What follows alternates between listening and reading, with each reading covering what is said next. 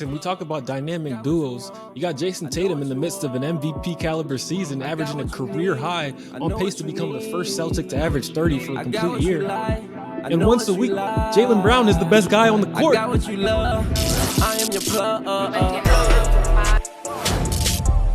And we are back. Y'all know that's right. Back again for another episode of the Hoop Plug. Yes, sir. Yes, sir. And as always, rocking with you. It's your main man Firas in the building. And I got with me my brother, my partner in crime, little more tan, saltier skin. You know what I'm saying? My brother, Tyler Murray. How you feeling, Ty? I'm feeling good, bro. Jam-packed show. Should the Boston Celtics be considered favorites? Uncle Shea versus the Grizzlies. Chink in the armor for the iconic San Antonio Spurs and more. We got a great show for y'all today. But if you're wondering what my boy Firas was talking about, we apologize first for that brief hiatus from a full pod. I know it's been a little bit of a minute, but it's because we were busy. We were in the VI tracking down the kid who hit Paul George's car. No, I'm just playing. We were celebrating the big 2-6 birthday. Shouts to Firas, all my friends, my girl for making it happen. Surprised me, man. I was in the airport shocked. Like, where are we going? Say what? St. Croix, let's go. Hyped. What a trip, man. That shit was amazing.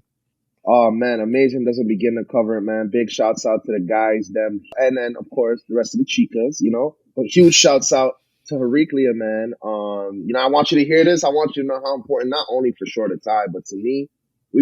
So just to give you guys a little background, right, you know what I'm saying? We've been friends for about 9 years, right? Me, Yeah. Ty, the gang, my boy Dilly Z's, my boy Fick to the Kaya, you know? And we've been talking about from day one to come down to the Virgin Islands. And of course, you know what, guys? It takes one of our girlfriends, right? Or one of the girlfriends to actually make the trip happen. So 9 years huge in the shouts. making.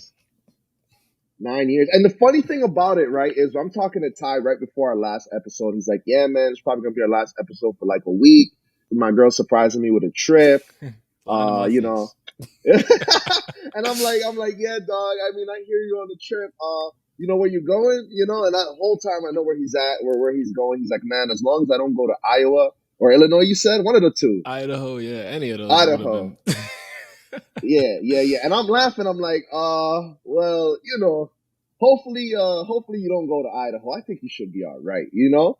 And he's like, man, but we still got to do the Virgin Islands trip one of these days. And he's probably thinking I'm an a-hole because I'm all standoffish. I'm like, yeah, I don't know, Ty. It'll probably happen one day, you know, but it is what it is. Don't worry about it, you know? My boy got on a plane, you know what I'm saying? Saw me basically later that day, you know? Hey, yeah. And for those listening to the audio, check out the Spotify or check out the YouTube. I'll throw some of the videos, at least my reaction, because, man, I was shocked, to say the least. I was really preparing myself for Idaho. So, yeah, man, dope trip. Best birthday ever, man. No doubt. Hey, I'm glad to hear that, brother. The big 2-6 celebrated in the Virgin Islands. At least Ty can be witness or attest. So every time I gas up St. Croix on the pod, at least it's with proper reason, you know? That's facts. All right, man, let's get into it. The Boston Ty, Celtics. real quick. Before we get into it, do not forget to hit that like button on the video, that subscribe to the channel. You know what I'm saying? We appreciate all support.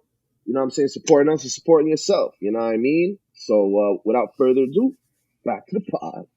Let's go. Boston Celtics, should they be considered the odds-on favorite to win the NBA championship? We know they were the runner-up last year, but hey, they came back with a vengeance. I'm talking about best record in the league. I'm talking about a 9-game win streak.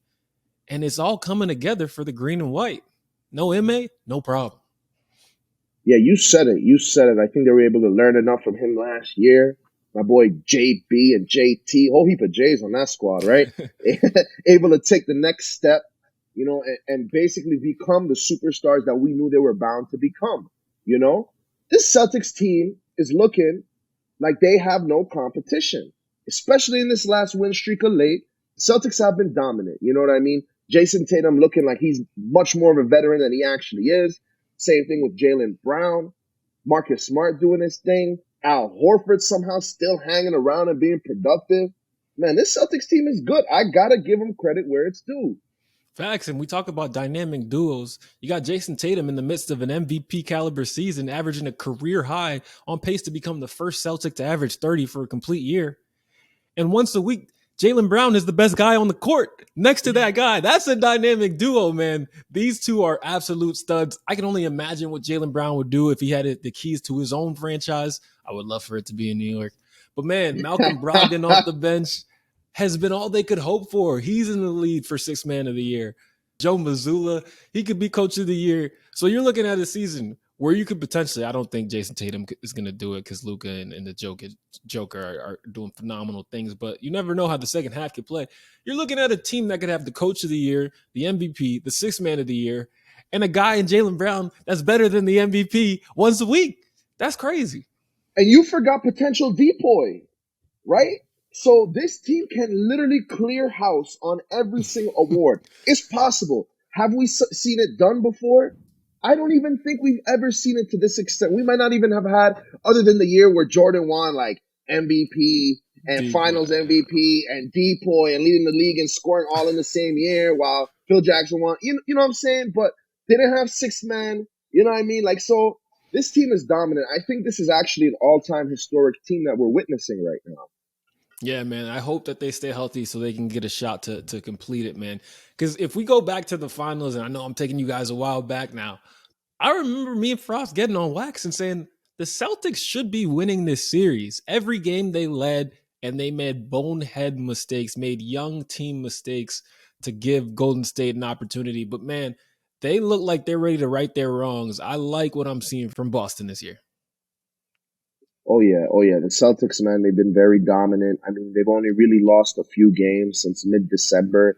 You've seen them really step it into form after the back-to-back. They had a little 3-game losing streak, the back-to-back losses to the Magic, which they should never do, December 16th and 18th, right? They lose to the Pacers on the 21st, and barring, a loss to the Nuggets and a really bad loss to the Thunder, this team has been dominant, basically won every single other game they've played since mid-December. The Celtics team has taken the next step. The thing about the Celtics team, which you're a little unsure of, right, is some of the experience which they gained last year in the finals. But will this just be a regular season team? We've seen the likes of the Chicago Bulls with Derrick Rose.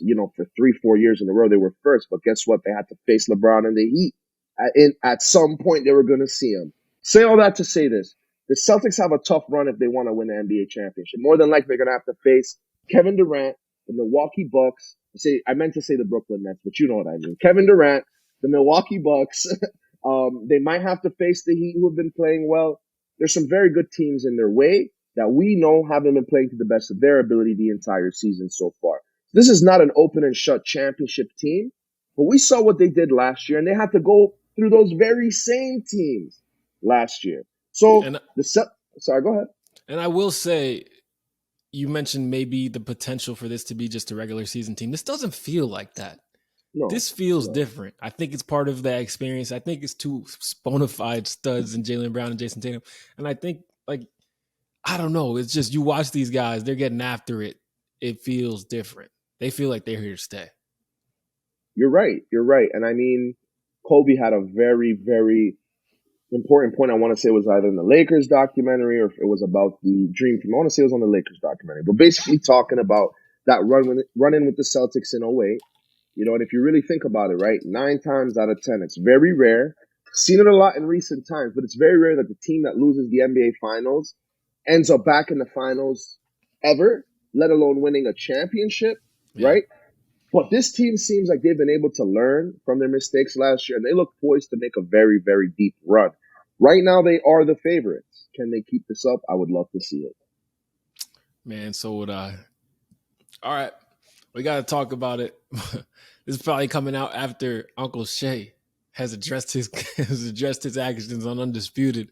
Man, I can't wait for that. That's going to be get your popcorn ready moment. But, man, Friday night, it was Shannon Sharpe versus the Grizzlies. Okay, we all know Memphis leads the league in trash talk.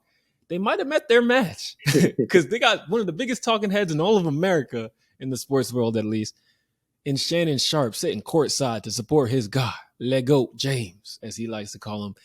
And, things got feisty and spicy, to say the least, man, because it started with Dillon Brooks not being able to guard Bron. Shannon Sharpe kindly pointed that out to Dillon if you didn't already know. He said, "You too little. You can't guard him." And Dillon had some choice words to Shannon. Shannon fired some back like he's known to do. And man, I don't know. He was busting out that cardigan, all 250 of him, bro, on the Bro, sideline. can I read what he said? So, yes, you hit the nail on the head, but I really want to give the viewers, I hope for those who Yeah, didn't hear it, I really want to go through it, man. So just to paint it right, you know what I'm saying? Basically, the little confrontation happened. He was escorted to the back hallway, in the back of the arena, for halftime. And on his way back to his seat, a news outlet was able to get some choice words from our brother, our unc, may I say, Shannon Sharpe. And I quote, "They didn't want this smoke, Dave, comma, Sharpe said. They do all that talking and jockeying. I ain't about that jockeying. Started with Dylan Brooks. I said he was too small to guard LeBron. He said, F me. I said, F you back. He started to come at me and I said, you don't want these problems. And this is where it got interesting. He didn't say this. I'm throwing that in there. And then Ja came out of nowhere talking. He definitely didn't want these problems. Then the dad came out and he T. obviously didn't want no problems. So if there is a moral of the story here, the Grizzlies didn't want no smoke with Shannon Sharpe. That's funny, bro. They had to call in T. Morant from the stands. My man's that he's the 16th man on the roster right now, bro. He's at every game. Dog, I ain't gonna lie though. I get it. You know what I'm saying? He's basically, like you said, the 16th man on the roster. I don't think he's getting paid by the Grizzlies, but I wouldn't be surprised if he had a contract because he's Just there. sliding him a little something. You know what I'm saying? And I say all that to say this, man. First off, not only is T. Morant the youngest old head in the history of history, right? We know he don't want no smoke with Shannon Sharpe, right? So that was funny to see, but you gotta ride for your kid. You know what I'm saying? So Absolutely, absolutely. My guy is a superstar in the league. Best believe I'm sitting courtside at every game too. All right. oh yeah. And I mean, don't get me wrong, there's love there. LeBron came out, he said, I mean, I ride with Shannon for 365 days, 366 on a leap year. James said after the game, so that's my guy. I'll always have my back, and he's got mine. He can talk with the best of them, and that's for sure. Thoughts Yeah. on what LeBron had to say? Yeah, man. I think it makes sense when you consider the history. Like, we remember that game, whether it was earlier this year or last year, where LeBron had to do his best Uncle Shay Shay impression on the Grizzlies. They were talking too much. He was standing up for one of his guys, got in the face of John Morant. John's like, Bron, chill. Nah, it ain't no chill. I don't roll like that. So, yeah, man, there's some history there. It's no secret that this team and the Grizzlies love to talk, but they got to start backing it up. I know they got a top 2 seed in the West, but I need to see this same action in the playoffs. With that being said, man, we all know if there's somebody who rides for Braun, it's Shannon Sharpe. And LeBron would be a fraud if he didn't feel that same way back. So with all that being said, that is cool. You know what I'm saying? You like to see that love. And you mentioned it, man. LeBron was doing his own in the trash talk. You love to see it, man. You don't want to see, obviously, any fights, right? But you do love to see that competitive drive. And it leads for a nice little conversation topic later on, you know? Yeah, and one more thing on this last thought for me, bro, is I think Shay just set the standard. You know, TV personality, you get a couple extra benefits because if any average Joe, me, or you was sitting courtside and we got the whole Steven Adams, Aquaman breathing down our neck, we got T. Morant yelling in our right ear, John Morant yelling from the center court, we getting kicked up out of there and we're not coming back. My man Shannon Sharpe was back in his seat with a bag full of popcorn by the third quarter. And the funny thing is, we all know Shannon Sharpe is a sports analyst, right? He's very heavy in the basketball analytics side of things, right? But I don't think he was there working, you know? I think he was there just for the game, right? Yeah. It shows when you got the clout, you got it. You know what I mean? Because like you said, a fan could just look at LeBron weird and he could be like, hey, get this guy out of here. Shannon Sharpe going back and forth with him, telling an NBA player on the court mid-game, F you. You know what I mean? F you. You know what I'm saying? What you thought this was, you can't guard Bron. You know, but that's Shannon Sharpe, and I think that's the difference, right? It's like, that's who we know him to be. That's his personality, both on and off the court. I don't think he was doing anything wrong, but I think actually, maybe, correct me if I'm wrong, it's a little unprofessional for the Grizzly players to get into it with a fan on the side of the court. Because, yeah, we know Shannon Sharpe and who he is, right? And, yeah, I'm sure he was talking crap and smack, but I will guarantee you that's not worse than what is being spoken on a night in, night out basis courtside to these players, or even a little bit further than courtside, right? So what are your thoughts on that? I think you're right, bro. You're all in line. I mean, Shannon Sharpe didn't say anything that you won't hear in any of the other 29 NBA arenas. And the one positive thing, maybe my favorite of this whole incident with Shea, is all these old clips of Uncle Shea in his playing days resurfacing. They like, bro's been a menace. He's always been talking smack. I know that iconic video of him Picking up the phone on the phone. Yeah, but this is one that got me. He was like, in third grade, my teacher, she said, if someone's struggling with the word, we're going to let him sound them out, but I'm going to help him, so don't you say anything. So I never forget this guy named Johnny. He got to a word, and it was like, and the teacher, and she kept saying, it sounds like, Johnny, it sounds like, and I said, it sounds like Johnny can't read. She said, Shannon Sharpe, get out of class and don't come back until you learn how to. You got to be a Hall of Fame menace, right? To be able to remember something like that from third grade. You know what I mean? Like, this guy Shannon is not easy, you know? Facts. All right, bro, we got to get to this because your guys, I mean, your pseudo guys. Right? Speaking of not easy, you know what I mean? Like you said, my pseudo guys, I don't want to say shadow team, right? But my shadow team, you know what I'm saying? Big shouts out, Timmy. The San Antonio Spurs, man. And we know the San Antonio Spurs not only to be one of the most professional organizations and well-run organizations. We know them being able to have blown the standards off of what it means to be a small market or mid-market franchise and organization. San Antonio is the only smaller mid-market team right now that has the presence, the following, the history, the resume that any one of these major teams do.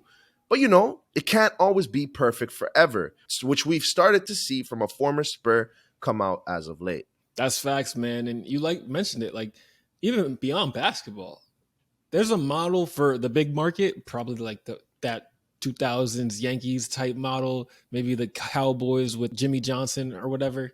But that small market model is probably San Antonio. What they were able to do with the Admiral, turning that into Tim Duncan and company, turning that into Tony and Manu and company, turning that into Kawhi and company. But DeJounte Murray, the most recent star for the Black and Silver, spoke out with Stack and Matt Barnes on All the Smoke podcast, and he had some interesting things to say about his time in San Antonio. Let's hear his words. In Miami, I'm behind Tony, Patty, but they playing these mind games. They trying to see if they could break me, not knowing you can't break me. They want you to break yourself. They want you to break yourself. You know what I'm saying?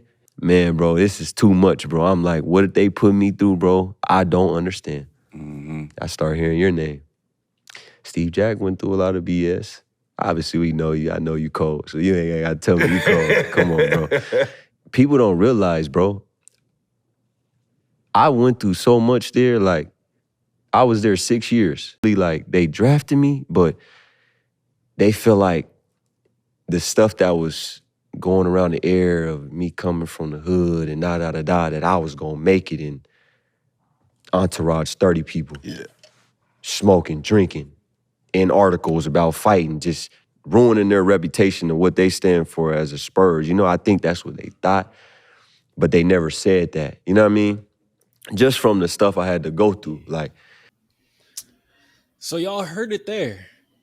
I mean, Pop, one of the best coaches in NBA history. Throw him in the Naismith right now if you want. Spurs, one of the best organizations in NBA history. But the two of them have done everything but win games since 2019. And what DeJounte Murray just talked about points out an alarming trend that didn't just start, but has been happening for a long time. Yeah, because I'm going to read you some of the names that have been on the Spurs. These guys are studs, superstars, all-stars, a lot of them. But one thing they have in common is they were either forced or wanted real bad to make their way out of San Antonio. Steven Jackson, Kawhi Leonard, DeMar DeRozan, LaMarcus Aldridge. It's a little concerning, no? It's funny that you mentioned, right? Because all the players that you just mentioned are well known. They're outspoken about, you know, the conditions and stuff that they had to go through when they were coming up and growing up, right? But in my opinion, right, so many people can be destined for the NBA, right? And the fact that they'd made it there already showed that they were in that elite group, not of just basketball players. Because we know there are players who can kill in the NBA. Like Isaiah Thomas should have an NBA contract right now. Not to say the reason why he's not in the league is because of what I'm about to say. But I say all that to say this. They had to absorb and endure and go through the hardships to even get there, right? They had to sacrifice. Yes, just because you grow up in a place like that, where you know those places are notorious for certain things, they had to avoid those things as kids, right? And the fact that they've made it to this point shows that no matter how they look on the outside or how they sound on the outside, these are genuine professionals. These are people who have done their part and deserve to be where they're at. Now, this comes as a little bit shocking news. I'm sure not just to me, but to you, to everybody sitting at home. Yeah. Because the Spurs are one of those clean cut, you know what I'm saying, suit and tie. Yeah, they're blue collar, but suit and tie franchises. You know what I mean? The stars that are there don't ever make too much noise. And if they do, you don't hear about it, right? Clean cut. You know what I mean? Clean around the edges kind of way. And you thought that that's just the culture that they built. But now hearing this shows that they're outing players who feel can even threaten that culture, which is kind of shocking and sad because it's no longer the Spurs are building these kind of guys. The Spurs only want who they want and getting rid of guys who they could be studs. But if they're going to challenge the status quo, they don't want them. And for what? Have they actually challenged the status quo? Or is it a perception of that? You know?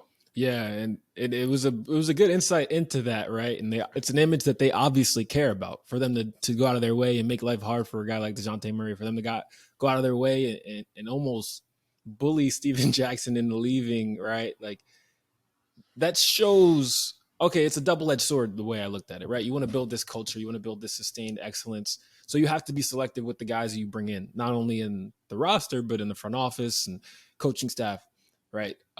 Okay, that works, but what happens when it's not resulting in winning anymore? What happens when you miss the playoffs the last 4 years like they have? What is it worth it for, right? You're sacrificing these talented guys, LaMarcus Aldridge, DeMar DeRozan, Kawhi Leonard. If they're playing together right now, hey, that's a conference finals team. But because of some of the actions you guys take, because of this hard stance that is, like I said, a double-edged sword, not only helping but harming, you find yourself with a roster without talent, if I'm being honest, a roster that's going to finish in the Wembayama sweepstakes this year and going to be probably just as bad the next two. You said it. And I mean, you just look at Steven Jackson, you look at DeJounte Murray, you look at what these guys contributed to the team while they were there. Steven Jackson, a member of the 2003 NBA championship team, played a vital role, averaged 12 points off the bench for them in some serious minutes, you know, which is more than what you can ask. Very good efficiency. DeJounte Murray was the star of that team, averaging over 20 points a game, really keeping them relevant, you know? And so it's like you said, at what point do you let these, let's keep it real, what feels like these racial connotations dictate the success on the floor? Because without the success on the floor, the Spurs are nothing. Let's keep it a stack, right? And so, yes, you want the clean-cut guys. You want the guys who are not going to bring your franchise headache, who are going to keep themselves out of the news. But if there are guys who might, and it's not like they do, but if there are guys who come with a little baggage, but they're able to make up for that on the floor, then why not keep them, you know? And that's not even the case to say like a Steven Jackson or DeJounte Murray or a LaMarcus Aldridge. These guys who, at their time in San Antonio, sacrificed, selfless players who did everything that was asked of them and more. You know, so you hate to hear and see these kind of things, especially with such a respected franchise and a respected person or coach in Greg Popivich, you know? Because let's be honest, nothing happens in San Antonio without Greg Popivich, period. Yeah. And he's gotten a lot of credit over the years for evolving his style, right? It started as a grit and grind. We got 2 7-footers, David Robinson and Tim Duncan. We're just going to out-defend you. Then it turned into this Euro-style offense with pace and space and a lot of threes that was able to take down the Heatles. It's time to evolve again, Pop. This is a players' league now. You can't coach the way you used to. So we'll see how he responds. Like I said, still a Hall of Famer, still one of the greats. But I think some change is necessary down in San Antonio. You said it. This is a chink in the armor if I've ever seen one. And let's see. The greats can constantly adjust. Wouldn't be surprised to see Popovich adjust. But yeah, man, it's a player-driven league. You gotta do right by the players, plain and simple. Facts. Or you gonna keep rolling out guys like I don't even know anymore, bro. Who was on that roster? Devin, not even know if his first name is Jacob Powell, Podol or whatever. And I was gonna say Powell. Eubanks, but he's gone. Like let's really read the Spurs roster, man. And big shouts out to the Spurs still, man. They're able to give Tim Duncan a home, my boy. You know what I'm saying, had a lot of success there. I even have a friend of mine, my boy, big shouts out. My boy Marshall McCormick, currently working at the Spurs right now. We gotta get him on wax sometime soon as well. He's waiting. Okay. But yeah, man. I mean, you look at the squad, guys. You got Jeremy Sochan and Keldon Johnson and Jacob Podol and Trey Jones and Devin Vassell and Josh Richardson and Romeo Langford. The best it's like the castaways. Everyone who was drafted in the first round. Guys shooting free throws with one hand over there. You got the guy with the green hair. Well, the guy shooting the free throws with one hand and the green hair is the same person. But still, you said it best, my brother. And so I said all that to say this. These are all basically first round rejects, mid to some of them top 10 picks, right? Rejects. Like, let's keep it a stack. And your roster is assembled of just them. I mean, the most well-known player on your team is a Doug McDermott or a Gorgie Deng. Like, come on. Yeah. Or a Josh Richardson. Big shouts, but come on, Spurs. Y'all got to do better. Yeah, when I read your roster and I keep thinking, oh, he did good in college, that's an issue. Facts. And I mean, there's only a couple of guys that I could think had decent seasons in the league so far. Like, you know? Yeah. Well, man, we got to celebrate something because while the Warriors have not had the season most would expect, they do still feel like a team where they start clicking the last month in the season. We saw what they did last year. They could be right in the finals again. Something that's going to help that. My boy Klay is back. He is fully back. And you might have thought, all right, there was a drop off. He wasn't the same last year. And while that is true with the eye test, you look at the stats, and you won't notice. This is Klay's 5th straight season averaging 20 or more points per game. Let that sink in. You said it. Basically the only... Yeah, you said it. Basically, bro, this man has basically since year 4 been averaging 20-plus points a game. You know what I mean? He's basically a 20-point career guy, and we know that this guy would be closer to a 30-point career guy if he didn't have the likes of Steph and KD that he had to share the floor with. But Klay is a bucket. The guy just scored 54 earlier in the year, not even 2 weeks ago. Klay Thompson is him. He's one of those guys that you can attest, like Jaylen Brown. It's like if you saw him in his own team, you don't even know what this guy is capable of, you know? But I'd say the big difference between the C's and the Warriors right now is, like you said, the regular season record is not good. But this is a team that they could be 8th in the conference. As long as they make it to the playoffs, they're dangerous. They are a championship contender. And I think that's the opposite of the Celtics is like, we know that they're a really, really good regular season team. The feeling is that they're going to be a great playoff team, championship contender. But with the Warriors, we know they're not a good regular season team, but we know that these guys can still make a deep run come April, May, and June. Can we give this man Klay some flowers? First of all, I think I was wrong on that. It's not 5, 1, 2, 3, 4, 5, 6. It's 7 straight years, averaging 20. He's a 5-time All-Star.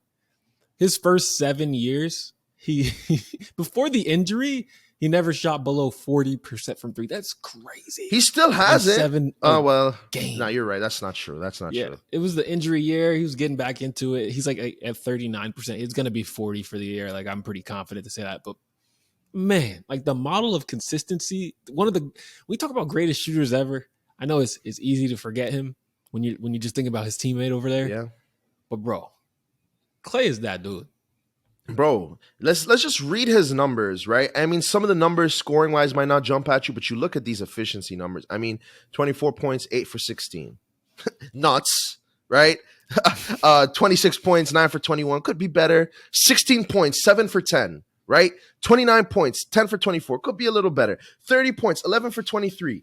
54 points, 21 for 39. 10 for 20 from three-point land, right? So, come on, man. The guy gets it done. Night before that, 31 points, 11 for 22 shooting. Klay is him. You know what I mean? And this is all in what he's not averaging more than 35 minutes a game. Some of the games he's not even getting more than 25 minutes a game. You know, Klay is him. If he had more touches, if this guy was running an offense, you would see him having at least a couple 30-point season underneath his belt. There's no doubt about it. Doubt. No doubt. Yeah, man. Klay. It's weird because as good as he is, and he's played good in a lot of the playoffs he's been in, like the majority of them, for a shooter that I view in the era, like in the same class as Ray Allen, I'm still waiting for him to have that huge moment, like in the finals, like that the shot type moment. I think it's gonna happen undoubtedly. He's on good teams, right? Like they're gonna be in the mix. And he's had like game 5 Clays, like we've seen that before, but just like the one shot when the team's down. I guess it's because they always win. Yeah. Except for that, except for that 1 year with the comeback, the 3-1 comeback. Like they're always up like 40. Nah, it's true, bro. It's true. And I mean, this is the thing about Klay, right? Like you said, obviously he always steps up when is needed. His regular season stats and his playoff stats are almost, you know, like they're almost always better in the playoffs, except for barring, you know, the injury year or whatever. Klay Thompson is him, but we have yet to see a very big, iconic moment from Klay. Ray Allen, he was chock full of them. Reggie Miller, chock full of those. Steph Curry's even got 1 or 2 in the belt, who's a notoriously quiet playoff player, right? But yeah, Klay, man, we still haven't seen that. We know he's here. We know he's been here, but we still haven't seen that I'm him yet, you know? Yeah. We need the Mike Breen bang on a Klay, like game winner. Dagger. Yeah. Like Steph's got the half court game winner in overtime or whatever it was against the Thunder in 2015-16. Yep. So still waiting on that moment, Klay, but nonetheless, he still gets his shine and his love on the plug. Yes, sir, man. Before we get out of here, we want to tell y'all about the best, man, it's hair care, skin care, groom care brand in the game. Y'all see me looking Christmas card clean. If y'all want to get right, check out evanalexandergrooming.com, promo code hoop_plug. Yes, sir. Y'all think your boy hair is thinning, right? But used to be worse than this before I met evanalexandergrooming.com. And as you guys can see from me and my boy Ty, the beard's always on point. So you already know, man, evanalexandergrooming.com, the place. I don't want to say the best place because it's the place to get everything that you need. Hair care, skin care, beard care, everything you need in one to get yourself right. So big shouts out, evanalexandergrooming.com. All right, y'all, that's going to do it. Another jam-packed episode in the books. Real quick, want to thank y'all guys for getting us to 500 subscribers on YouTube. Big shouts out to y'all. Firas, any final thoughts? Big shouts out to the 500. Big shouts out to getting a TikTok over 600. We saw it. 700 now. Oh, damn. Okay, y'all. Going crazy. Thank you, guys. You know what I'm saying? We cannot do this without y'all. So it's very important that we show y'all the love and the respect and the credit that you guys deserve. Don't forget to keep running up these videos. You know what I'm saying? Don't forget to like and subscribe. Don't forget to follow us on the Hoop Plug. And as always, guys, put some flavor in your ear. Peace. Peace.